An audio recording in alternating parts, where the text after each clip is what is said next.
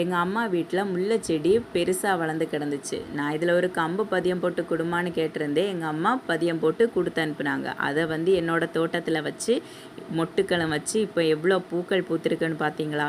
இதோட மனம் தாங்க முடியாத ஒரு மனம். மாடி தோட்டத்தில் வந்தாலே அவ்வளோ மனமாக இருக்கும். அதுக்கப்புறம் இது ரோஜா செடி. இதுலேயே மொட்டுக்கள் இருக்குது. இது சிகப்பு ரோஜா. இதை நர்சரியில் வாங்கும்போது ரோஜா பெருசாக இருந்துச்சு. ஆனால் இதற்கு மொட்டுக்களுக்கு ஒரு பஞ்சமே கிடையாதுங்க. பார்த்தீங்களா? இந்த ஒரு செடியிலே 60-70 மொட்டுக்கள் எல்லாம் இருக்குது. பூத்து முடித்ததுக்கப்புறம் வெட்டி வெட்டி தான் விடுது. ஆனாலும் ஒழுங்காக பூ நல்லா விரிய மாட்டேங்குது. இது தொப்பி கத்திரிக்காய் அப்படி சொல்லுவாங்க.